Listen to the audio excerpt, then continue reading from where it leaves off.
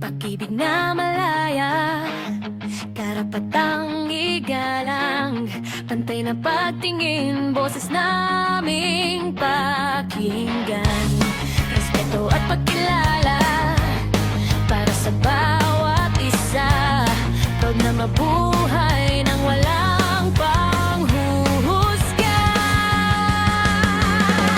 Itaas ang iyong kulay, raise your flag, ipagdiwang ang iyong katotohanan. Raise your flag sa pag-ibig at pagkakapantay-pantay. Raise your flag. Okay. Another question kay Jeffrey, Kapamilya Online. For our trans representatives, reaction lang po kasi kapag may lunch na parang project plan. So, and they are including the trans yung para sa MGI on stars. Yes. And parang first time na na may project na ini-include na yung trans to compete with natural birth. So, kami naman ang stand naman namin sa STRAP, no, we're all for that, no, to include trans women in even in all of the women's category na pageant, no. Siguro hindi lang din ako comfortable to say na trans women competing with naturally born. Medyo ano lang kasi siya for me, no, napaka transphobic lang for us, no, yung ganong term. But I do understand the question, no. So we're all for that, no. We support that, no. But we also do respect that some other pageants that would not allow trans women to compete. That's totally fine, no. I think prerogative naman din ng mga pageant yan, no. But the value of this is we see that some of the pageants are now recognizing that trans women are women. So that's the good thing, and which we're also very happy with the MGI because some of our girls were also supporting that pageant. We watched that, and we don't see any problem with that. Yes. Very very Catriona. Yeah, us trans women, lagi nga natin yung sinasabi na we are women. So, having these organizations na ini-include yung trans women sa competition na before ay dominated lang by the cisgender women community. It's a big step for us. No? It's a huge step. And we're very happy because, as simple as us being included in these spaces is us feeling safe. No? I know may ibang beauty queens na hindi okay doon, and that's fine. That's their prerogative nga, no? But, having people supporting the trans community competing in these kind of pageants is already a big win for the trans community as well. Yeah. Julia, Definitely, we do welcome that, and I think that's definitely good news. And again, as sinabi nga nila ma'am, na hindi naman siya parang yung as LGBT community nagpo-push nun. No? Yeah. Yes. So, walang ganon. Kasi yun yung misconception na parang, I'm sure pag tinignan mo yung comment section ng news article na yan, yun na naman yung sasabihin na pinipilit nyo na naman, pumasok sa ganito, pinipilit nyo na naman, ganyan-ganyan. Wala hong united stand ang buong LGBT community na dapat ang mga trans women kasama sa PAD. Walang ganon. It's a private entity and we do welcome that and we do respect. May follow-up pa, Jeff. May additional question Yes. po. Sa issue naman po ng content creators making according to contents. Parang Queer baiting. Yeah, go. Siguro, sige, sa queer baiting, I think it can be harmful. For sure. Kasi especially if you don't use your platform, no, Correct. to also uplift the community. I think yun naman ang pinagagalingan din ng queer community or the broader LGBTQIA+, no. I think if you wanna make fun, make content about it, but ang gusto lang din namin mangyari, sana nandun din kayo when we fight for our rights. Kasi yun naman yun eh. I mean, kasi may mga arguments that they were saying that some of the LGBT also wearing the hats of other characters and so on and so forth, no? Sige, I think we will not finish with that kind of argument, no? What we want to know is, okay, if you want to do queer baiting, fine. If that's your, because platform mo naman yan, di ba? No? But if there is a way for you to engage with our community, to fight for our rights, no, I think that's meaningful for us. So I think yun lang naman ang pinaka-importante for me para doon, no? So I'm not speaking for the organization, you know. It's just my perspective on that issue kasi nga it was a recent issue or queerbaiting. So ayun. But again, siguro din dapat maintindihan din yung mga gumagawa ng content on queerbaiting, no. Yung karanasan ng mga LGBTQIA+, so hindi naman siya nanggagaling na parang respetuhin nyo naman kami or mag-demand kami, no. In reality, we are a marginalized group. We experience discrimination every day. We experience the kind of violence, you know, denial, rejection. So I think importante din na talagang, you know, if you are really sincere and you want to make money of our queerness, di ba? Then be part of our movement, be part of our fight. Siguro sa queerbait, syempre nag-iba na ngayon ang platform ng entertainment. We have social media now. But before, ang source of queerbaiting lang is ang isang aktor ay nagkaroon ng jowa na dating lalaki na naka-black ang picture. So that alone is an old-fashioned queerbait. So aabangan natin yan sa every weekend showbiz news. Those are the old times. But those are the old-fashioned ways of queerbaiting. But now, on a social media, it's all about, it's not just about the personality, but it's all about the person's gender identity. So nandiyan yung kinuklose at binabox nila na ang isang bakla ay nagkaroon ng isang relasyon sa isang lalaki. Binabox mo yung concept of a gay person. And then we have also the lesbians na parang the lesbians are always the battered woman. The lesbian is a battered woman in a marriage setup. So that alone is also binabox mo lang din siya. So yun ang mga nakikita kong queerbaiting sa mga news outlets. Pero I think yung sinasabi ni Gigi na if you really want to make money out of the advocacy, then you have to also express that you are showcasing, you are choosing a certain topic about gender because I want to do something. This is what I want to happen. So it's not just about you, it's all about bakla, tomboy, pipindutin ko to. Then that's it. Then na-monetize mo siya, nag-ganyan siya, everything, but that's it.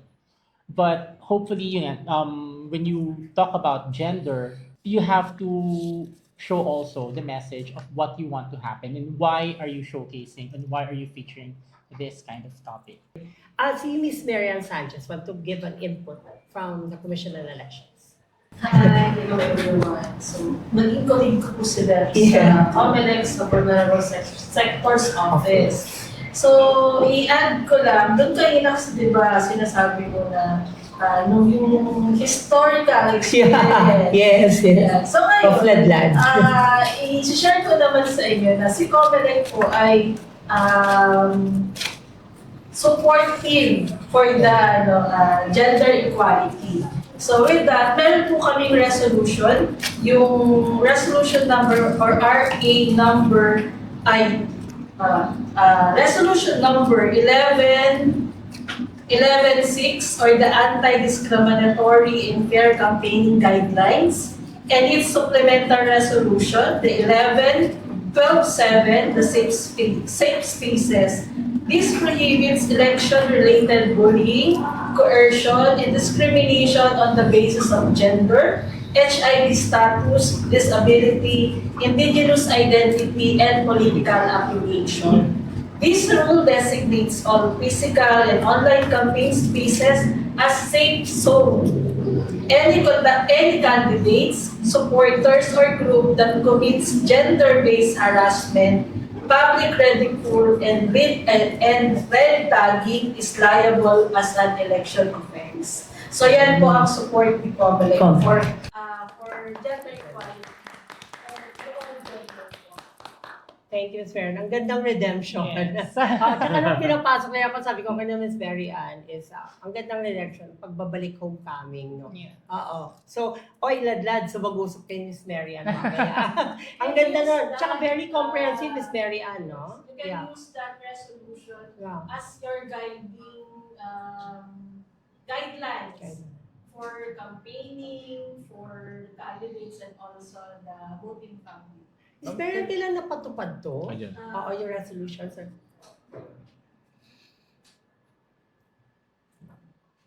I think recently lang Recently. po ito Okay. mga 2020. 2025 kasi yun yung last election natin at Okay. nakapanahon din ngayon for the upcoming BSKE election Yeah. sa more parliamentary election this coming yung November. BSKE is November and parliamentary I think October. Ma'am, I think this was yung ginamit na legal basis nung may isang politician na may sinabing derogatory remarks sa single women parents. Parang ito ata yun. Yes, meron din po kasi kami ngayon na Single parents. safe space. May committee po kami na nagbabantay para sa mga ganitong klaseng mga unsolicited remarks and everything na nakaka-apekto po or nag-discriminate sa hindi lang sa mga kababayan, sa kalalakihan at sa lahat ng genders po. Thank you. Comelec. Oo. Thank you, thank you. Thank you for that. Yes. Okay. Patrick, baka may gusto kong sabihin. Yung ladlad yung political front. Mag-uusap tayo, ma. So at least, napakaganda nun. Very Yung mga nice. ganito. Another additional development we could cascade kasi parang tayo din ngayon lang natin nalaman. Na ganun siya kabuo. Questions pa? Yes. For the consular, does that include protecting not just the, because there are political entities, right? Does that apply to the general public, the one probably receiving the derogatory remarks also against people? Yes, well, the resolution is not only for candidates but also for the voting public. Wow. Yeah. Yes, it's Jen. Nice. Jen. That's pretty Wow. That's good. Oo, JM. Thank you, JM. Questions pa po or you want to give inputs? Wala na. Okay, so yun yung mga developments, no, na we take it as our wins, no, dito sa LGBTQ, especially if you're an advocate for a long time. Hindi po namin dinidiscount yan. Malalaking bagay para sa amin na lalo sa movement ng LGBTQIA+ community. Diba?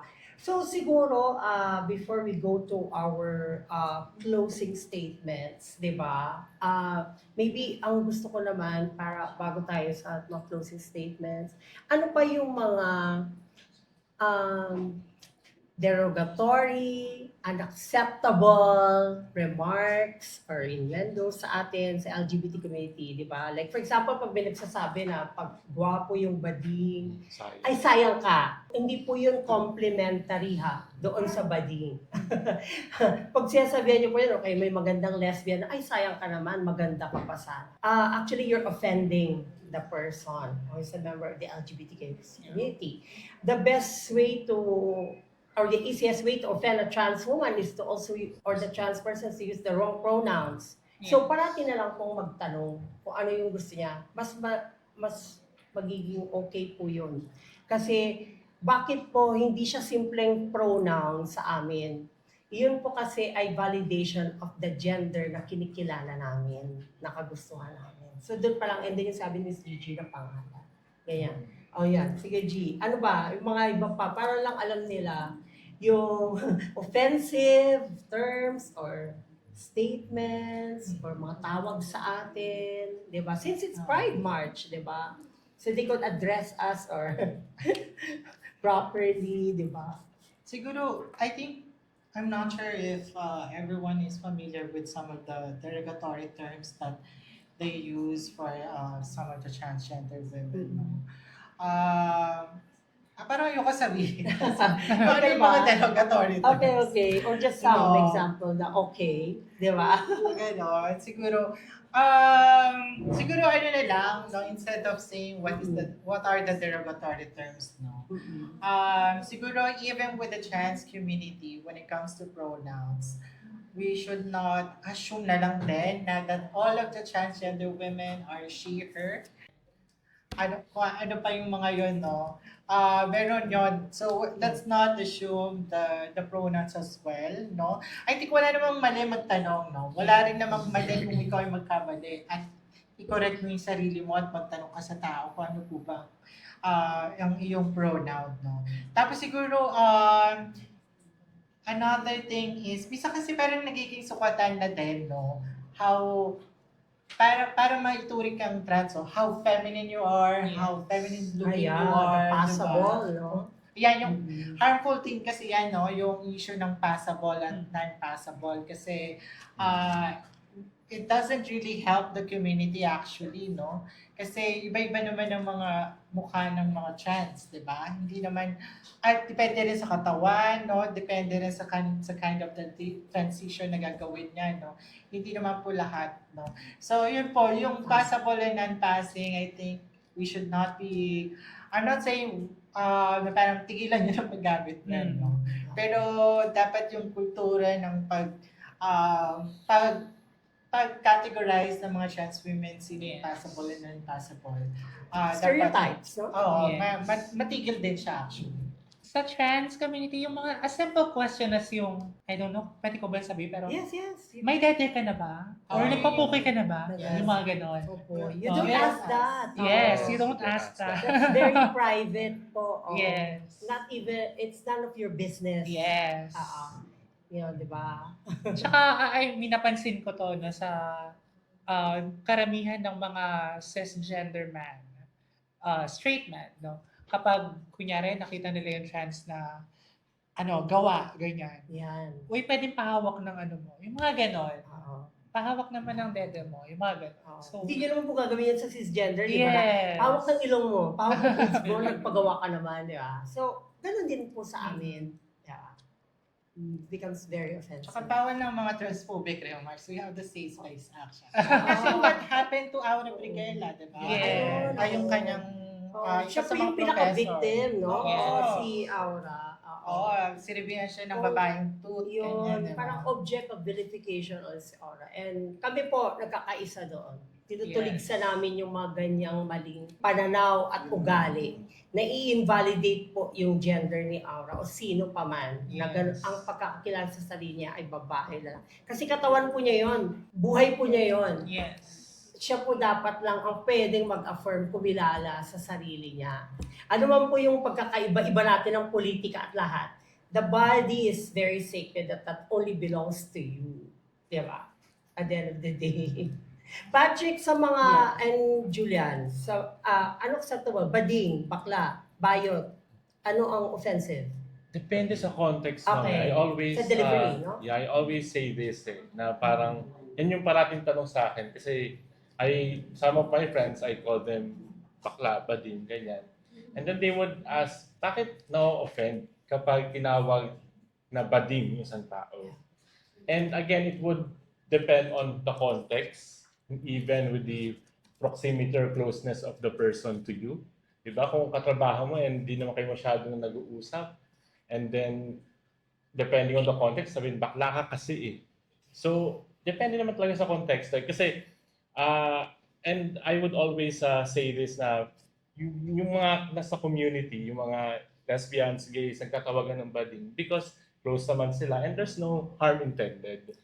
Ang nagkakaroon lang talaga ng problema kasi nga kapag yung sa context, iba na yung context. Tsaka alam natin, no? Yeah, Yung and in fact, context, there's deliver. in fact, there's a Supreme Court decision on this that a judge was penalized and was reminded kasi nga, I think the litigants were lesbians. So, ganun din, with the term bading, lesbian, and again, the Supreme Court said, hindi siya masama, walang masama sa pagiging bading, pero it would always depend on the context. On it. How you deliver it. Patrick. Kaya like you said earlier, we are in a society who likes labels. Yeah. So kaya mga pagtawag, lahat ng mga tinatawag sa ating mga LGBT based on gender.